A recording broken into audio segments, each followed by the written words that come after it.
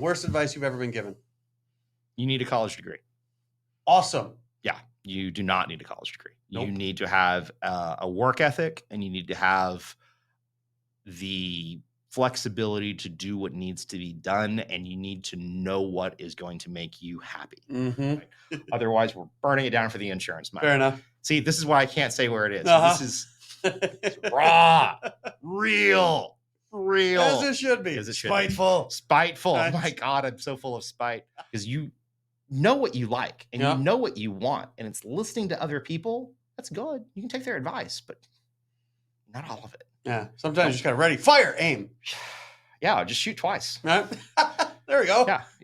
Empty the clip. Double tap. Until you reload, it's still self-defense in Texas. It's when you pull out another clip, that's when it becomes too aggressive to be considered self-defense. What the hell's going on out here? Another episode of Fueled by Spite. If you've already been watching, this is my friend, Cody Upton, who is denoted by me, a cigar sommelier, which is or is not a real thing. The big reason why I wanted to have you here is your niche specialty. There's not a whole lot of people who are just. I'm sorry. What did you just classify yourself as? A enthusiast? Yeah, a really just involved enthusiast of cigars. But at the same time, it seems like people, and correct me if I'm wrong, if you've experienced this or not, people who become an enthusiast of a special or a niche market or brand or thing, it almost seems like there wouldn't be a whole lot of gray area in people that either support your choice to be an enthusiast of that thing or people who don't. Yeah, and first, let me thank you for having me on. This is very fun. How diplomatic of you. This is very fun. So yeah, to not answer your question at all, I got some calling cards made earlier this year just so I would have a card to give people because the job I was at, I didn't have it. And there were instances where I needed to leave something behind to show, yes, I had been here. And so I got some calling cards made by a very cool company. And I put my title as Tobacco Zealot. Ha! That's cool. Right. So because there's a lot of cigars out there that are effectively mass produced. It's they're Coca-Cola. There's nothing wrong with it, but there's got to be something better. I mean, there's cherry wine. There's Virgil's root beer. There's little things out there that you've got to go. You can't find at 7-Eleven. You've got to go to the specialty store, and that's the same kind of thing with cigars and any kind of luxury consumable. So right now, what I was employed to do was run this cigar program, and thankfully I had some other skill sets. So because I know a lot about cigars, but mostly what I've learned over my career is how to get things logistically from like Red from the companies. Shawshank Redemption. You're a man who knows how to get things. Yes. You want a poster? Yeah, right. A poster, little boy. I worked in the wine and liquor world for about 20 years. Oh, damn. And so it wasn't necessarily what isn't going to make money for the company. It's what you can sell. And the first step of selling something is getting something, because you're not selling paper. You're selling an actual commodity. Yeah. And it's the experience that goes into that of the consumer enjoying that commodity is what you're actually providing the value for. Because otherwise you're selling them rotten grape juice. You're selling them literal poison. Terrible way to look at it, but it's not wrong. It's not entirely wrong. But knowing how to procure and how to curate and just applying that to the world of cigars is a lot of what I'm doing. I'm not sure if you are quite aware how we initially crossed paths, but a coworker of yours, friend of my wife's, we went to the ball game, and she's like, "Hey, there's where my friend works, right across the parking lot after the game was over. Let's swing up there. It's a whiskey lounge and cigar bar." That's exactly what it was. Yeah. And I walk in and like, "Hey, what do you want?" Like, "Bro, I know nothing." "Well, what do you like?" "Surprise me." And you kept doing it. It's just a wonderful suggestion after wonderful suggestion. "Here's a drink that goes with it. What am I drinking?" "Don't worry about it. Just it will pair nicely." If you don't like it, let me know. And it did. And it was that. It was one, it will work. and it did. But if it didn't, if you don't like it, let me know. And again, complete novice. Here's a cigar. How do you want it cut? Flat cut or V cut? Fuck, dude. Again, brand. So confusing. What is better? And just it was literally the experience, because you can go into a smoke shop and go into their humidor and just grab a fistful of cigars or something like that. And you've told me about your experiences doing that, where you walk in and they show you something that needs to go. Yep. Because they're either overstocked on it or their experience has been jaded by everybody asks for it. Therefore, I'm going to recommend it to everyone. Mhm. But they're just seeing a demographic and not seeing the individual who's in front of them. Right. And beyond that, it was literally the experience. I just put it out there. I didn't feel like you were trying to sell me something you had excess of. I mean, hell, the second or third time I came in, we got done with the rugby game. I come in like, hey, I just had meat and potatoes. What do you got that'll chase that? And boom, Yeah, pepper cigar. And shit, I'll be damned. Viaje. Uh-huh. Let me throw out my favorite company. It's Viaje. Not sponsored. Not yet. Sponsored. No. They won't sponsor me. They think I'm crazy. Fair. Something tells me they're in good company. But I mean, and this was completely unintentional. The customer experience, if you will, is something that, man, generally speaking, gets overlooked. But in my experience, when you do pay attention to that, that allows you and affords you the ability to charge a higher premium. Like if you don't give two shits about the customer, then you have to drop your prices. Any place that you go and get something, you're getting some sort of commodity. Mm-hmm. And today, people are willing to pay for the experience of that. Yeah. And so you can go to McDonald's and get a burger, or you can chase down a food truck that has the best burger in town. Mm-hmm. It's your call. Or you can go to a steakhouse and sit on the bar and have a burger that they only serve at the bar because they don't serve it at the table. That's for bar customers. Several steakhouses have done that for years. I don't know if they're still doing it in the post-pandemic world because everything has changed. Fair. I was out of restaurants for like 10 years. Now I'm back. Del Frisco's. They used to have that. They had a burger that was not on the menu, but if you had been there a couple of times and sat at the bar, you were probably offered it because it was something that they did, and they were very proud of it. Interesting. It's a great burger.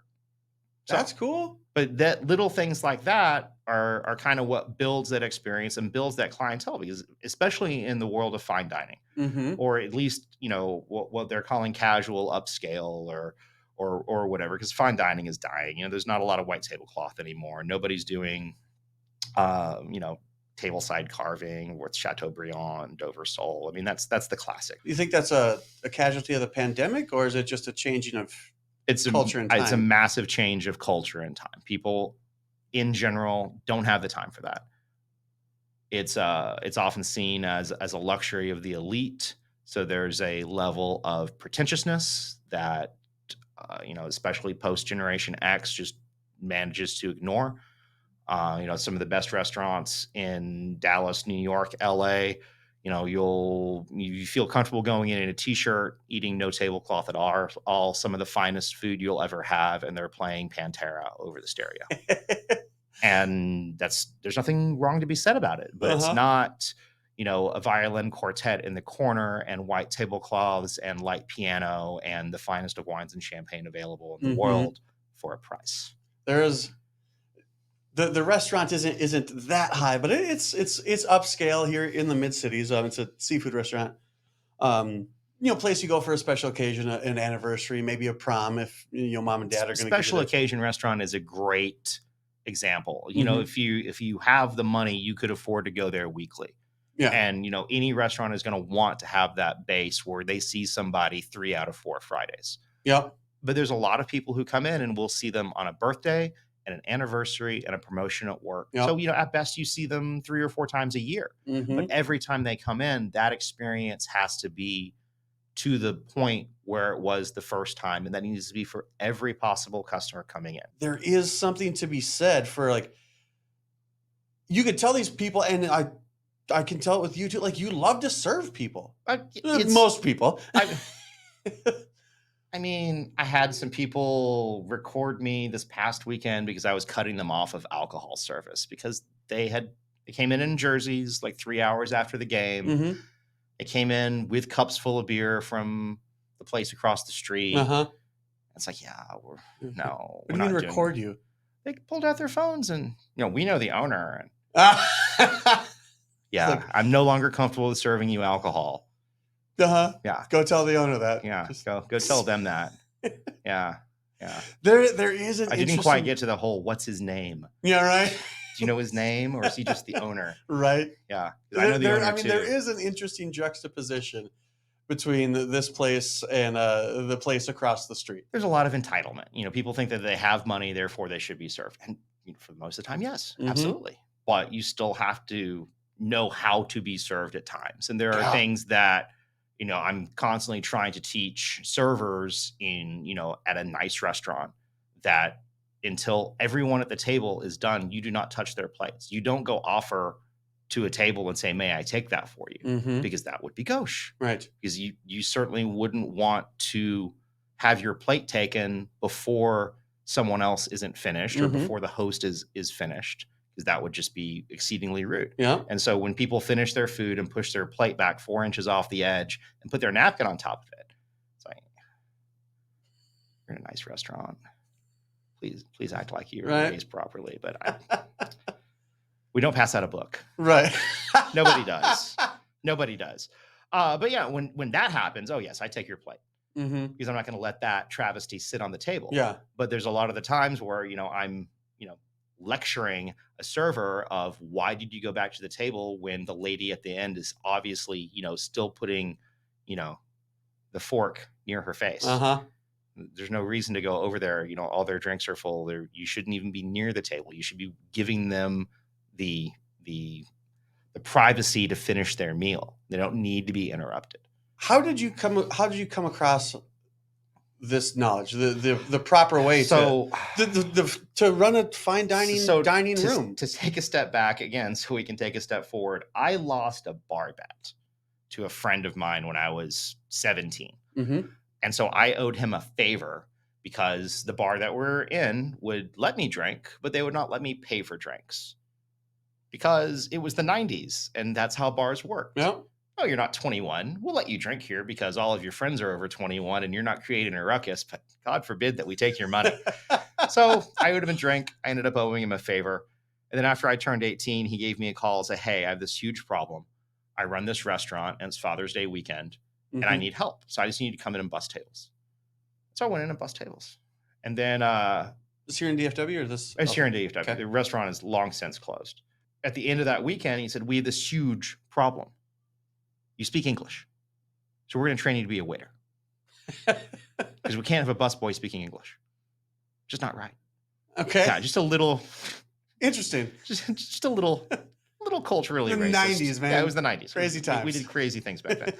And so yeah, I got trained to be a nice restaurant. A nice Italian restaurant, very continental in its service, ladies first and always from the right and taking from the left and, that kind of thing.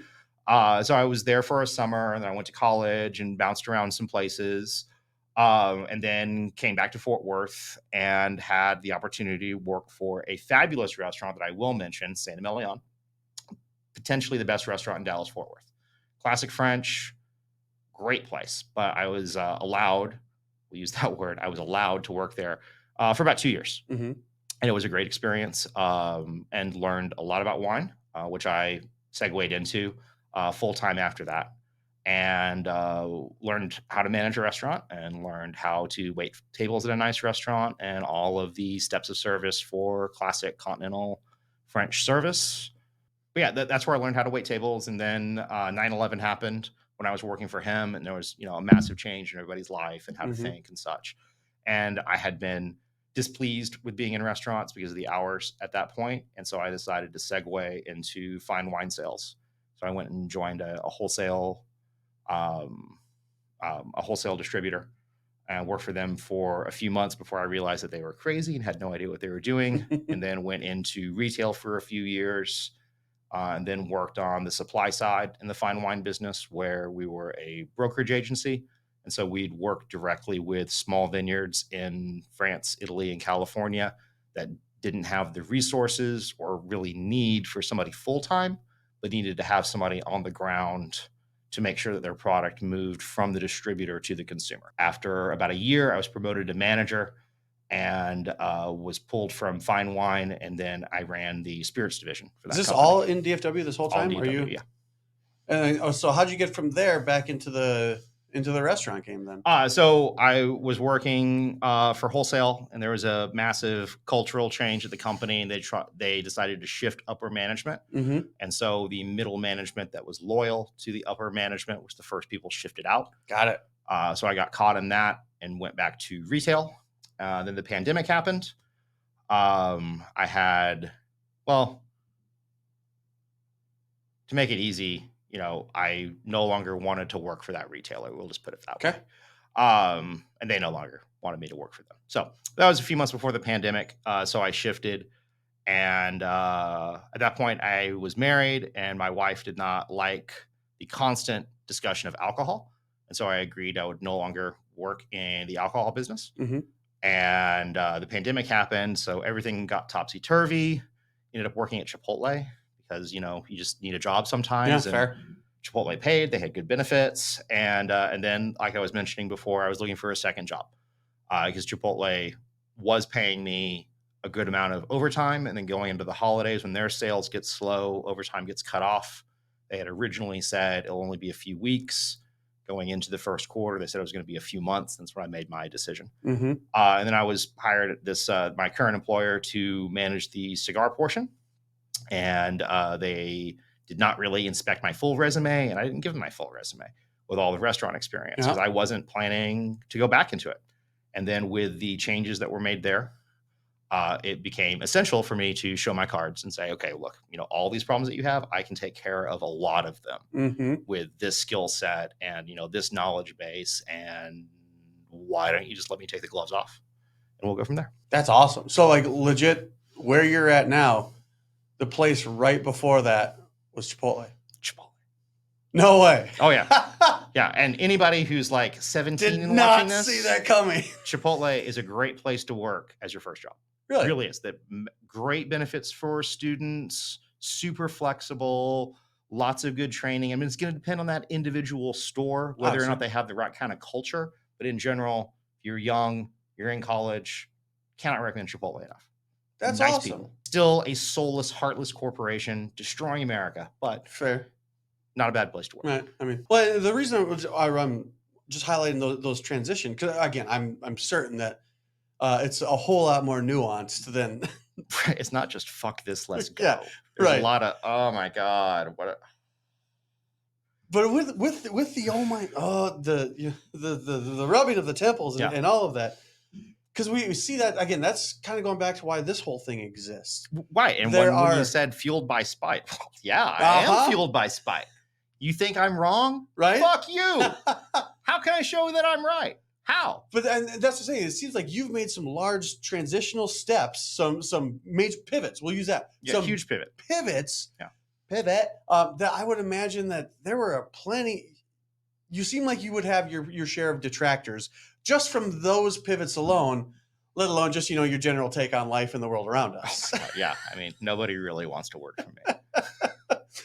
But so how do you handle like those kind of things? Like even just going into the restaurant industry, because that's not the world's most popular career choice, and then going to work for a heartless, soulless conglomerate. Well, let's start with the restaurant industry. I was 20 when I started fine dining, and I had been in and out of restaurants. I started that fateful Father's Day weekend that was literally 25 years ago in a couple of weeks, right? Father's Day was this past weekend, so 25 years. So what I learned when I was 18 was that you can go and hang out somewhere for 5 or 6 hours, probably cage some free drinks, definitely get fed, get money on the way out the door, and you're out of there by 11 o'clock and you can properly enjoy your Friday night. What a great place to work. And so that stuck with me when I went to college and I became disenchanted with my degree plan because I wanted to be an engineer and I had the grades to be an engineer. But talking to a lot of people who had graduated from a great institution with an engineering degree, But they didn't use any of that. They didn't go and build bridges and stuff like that because the accountant said, no, it's not going to be blah. Or because, the feasibility survey doesn't say that, we should do that. And so a lot of the engineers that I saw that were successful in their mid-20s either went into something like, a government contract or such, and that just looked really boring, or they went into sales. And they used their engineering degree and a little bit of whatever they had gotten with their internship or their first job and realized that they had the personality set to go into sales.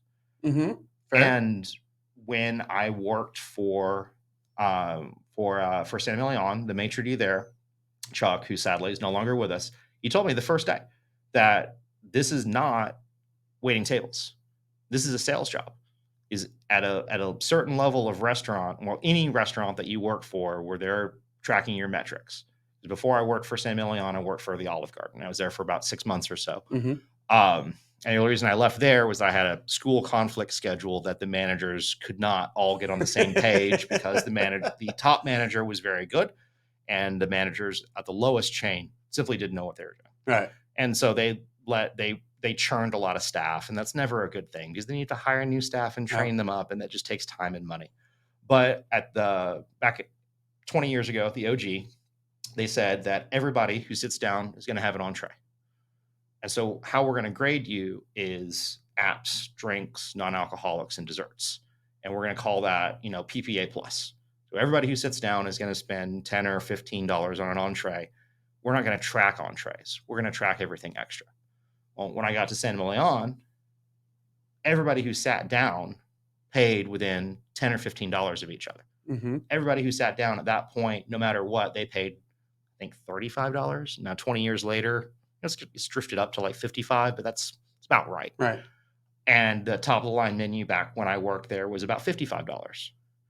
Now it's about $75 from what I understand. So same kind of numbers. Yeah. But that's everybody who sits down. So the way that you get your real PPA up and thus your tip average, which is why you're there, is selling expensive wine and selling expensive cognac and selling the extras, the dessert wines. Yeah. Something that's going to add some value to one, their experience, and value to you for the tab, so you get your full out of that table. And there was a lot of management of that, of, your 5 o'clock tables, a lot of those are going to be opera service where they're leaving at a certain time. But your late tables, 8 o'clock on, stack them up. Yeah. Sell a fourth course, sell a second flight of desserts, do the wine flights, do everything that's going to take time because they're there. Yeah. And you don't have to turn that table. And that's where I was going with that too, because that's where that service and that personality comes, because you're not going to buy something from somebody you don't like. Right. You're not going to buy something from somebody who's unpleasant. Right. Yeah. It's just like anything. If you go to a car dealership and they're rude, you're going to go to another car dealership. If you're shopping insurance and the salesman doesn't seem to know what's going on, well, you're going to go somewhere else. Right. Financial advisor, same thing. Any kind of commodity or service. I mean, besides a doctor, of course, you go to the best. It doesn't Obviously. matter how they act. The best. See, sales, right? Sales, always on, never off. ABC, right? Always be closing. Always right? be closing. Second prize is a set of steak knives. Third prize is more time at home with your wife. I mean, if you can't, it's awesome. It's terrible. It's funny. I was literally sharing the story. I don't know if I shared it on a past episode or if it's on my red sheet of my to-do list. Somewhere in here is isn't kind of here and there.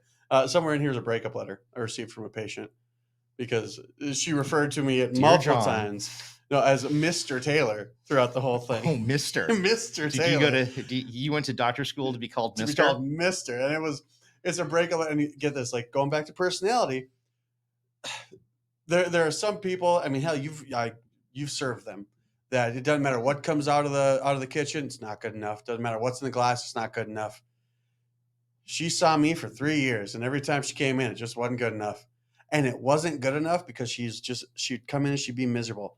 And you've met me. I'm generally happy, generally upbeat. You're one of the nicest guys I've met. And I feel like we've been friends since high school. I know, right? Just the little snippets here and there to really foster that opinion. The prom night, if you will. Good God. You're a terrible. But no, she gave me a breakup letter, or not a dumping me letter. And that's not you. That's entirely her. That's 100%. her decision to take the time to put it in writing. I mean, she's explaining to herself why she's doing it. There's nothing to do with you. Yep. It's all to do with her. And that's any kind of, emotional transaction. And in service, you see it all the time. And I will tell people before brunch, it's like, we're going to see what problems people bring to the table, because they're just going to take it all at brunch and unfold all of their dirty laundry in front of us to see, whether it was a bad night or whatever. And Mother's Day is absolutely the worst, because it's just family dynamics. God, I bet it is. Like I was sort of thinking, I'm like, I bet he's seen a lot of breakups, but then I bet you've just seen a whole bunch of shit go down on Mother's Day.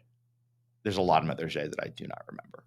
And the fact I had when I was, for a time, I was working supply side in the alcohol industry and waiting tables. Don't do it. It's wrong. It's illegal. So much money though. And I had a annual trip to Italy that just happened to be on Mother's Day weekend. And the manager I was working under was always, so it's like, do you have to go on the trip? It's my primary job. I have to go on the trip. I cannot just cancel it to come in to help you on Mother's Day, because I'm not going to make any money anyway. Yeah. Not really. Because, Mother's Day, it's even though you're absolutely full, it's a soft service. Because, unless you're roll the dice right every single time, somebody's going to stiff you on the tip because they're just not happy. Or there's going to be a 10% because, in 1985, 10% was a lot. And she still thinks it's 1985 and that's how she's tipping. And that's okay. That's okay. I mean, really, awesome. It's not, but it's okay. But going to Italy was a lot of fun though, especially on Mother's Day, because I would be sure to get my phone number or get an Italian phone or a European phone and be sure to text him and say, hey, if you need anything, I'm here. Just so I could say, hey, I can't do that. No. Are you sure you can't come in? It's like, I'm in Rome. 100%. I'm on a bus. I'm in charge of a bunch of Americans. We're That's just awesome. Ripping this country up right now. So, okay. Podcast, obviously, right? Every show's got a thing or a theme, obviously the spite theme, and a shtick. So the shtick. Rapid fire questions, my friend. Unprompted. See, this is why I can't say where I work, because this is where I get in trouble. Fuck you, doctor. Fuck you. I would imagine these are gonna be pretty soft, but I anticipate, right, that just knowing what I know about you, like I'm excited about the answers here. So, is there anyone that you would trade places with for a day? I have never thought of that. Shtick. So I recently met Carlito Fuente. Cigar person? Cigar guy. Yeah. He runs Fuente, which is one of the top 3 non-Cuban cigar companies in the world. A lot of people say the best. He is incredible. Just the nicest of nice guys. Hugs. He's definitely a hugger. You want a photo taken with him, not a problem at all. He's just a very enjoyable guy. And I saw him at a cigar store. So he was doing an event there, and it took him about 45 minutes to get from the parking lot to the owner, because he had to stop and take a picture with everyone, because everybody wanted to take a picture. And he's just a great personality. And he immediately goes to the owner of the store and says, he goes and they start to talk. And the owner tries to get behind the counter to give Carlito a hug. He says, no. I've never seen you work like this. You should stay back there and work. Just a whip. That's awesome. just a whip. Just a nice guy. Yeah. So I do a day as Carlito Fuente because, why not? Just seemed like he's just a nice guy, and he makes fabulous cigars, so he gets to smoke the best. Guilty pleasure outside of cigars and booze. Oh, well, I haven't really had a drink in like 10 years now. I'll occasionally have one. Acquirement of knowledge of cigars and booze. Ooh, so cocaine? I wish. Not that restaurant. There's always girls. Not that restaurant. Fair.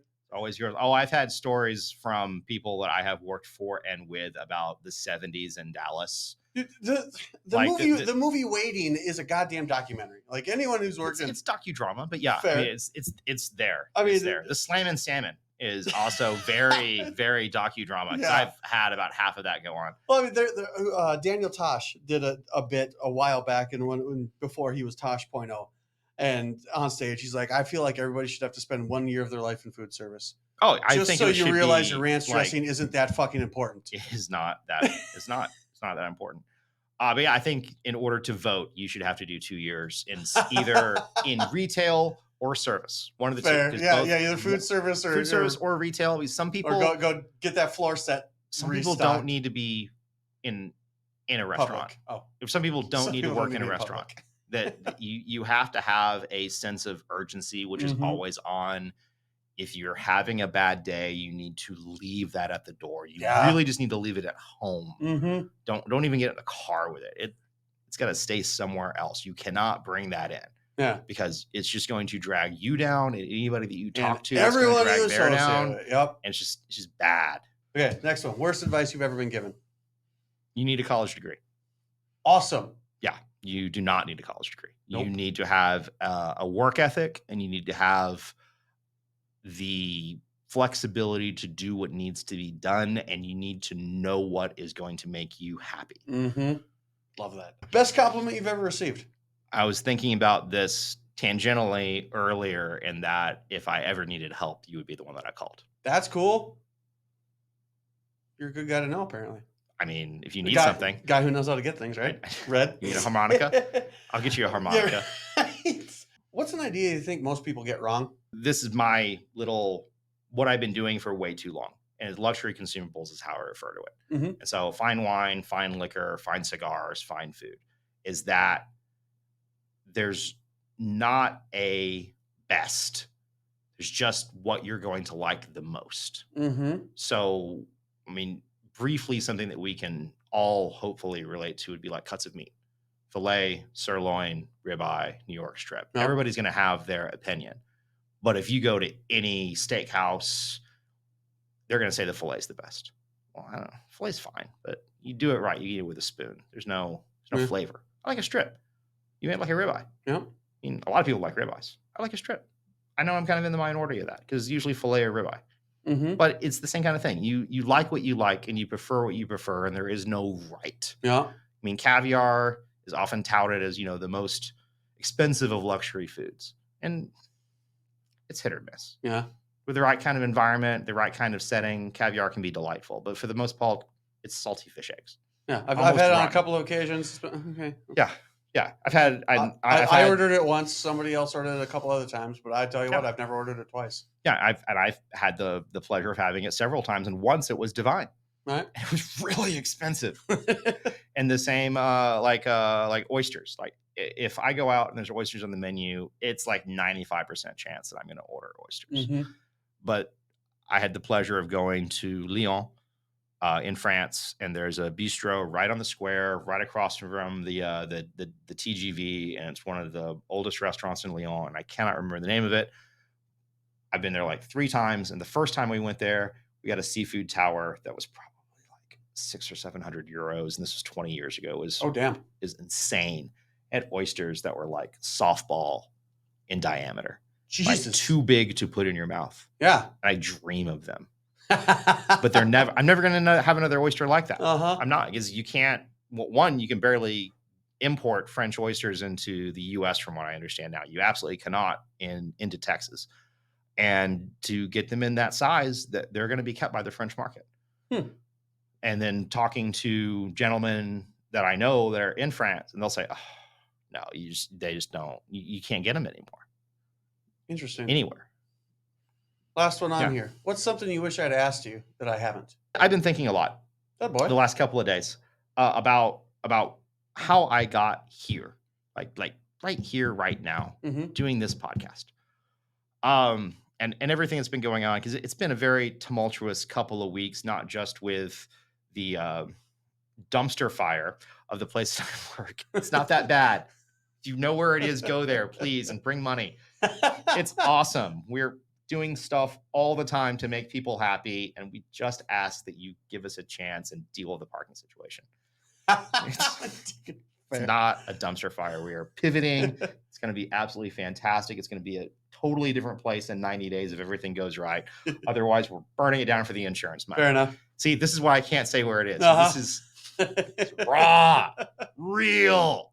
real. As it should be. As it should be. Spiteful. Spiteful. Oh Nice. my God, I'm so full of spite. What was I talking about?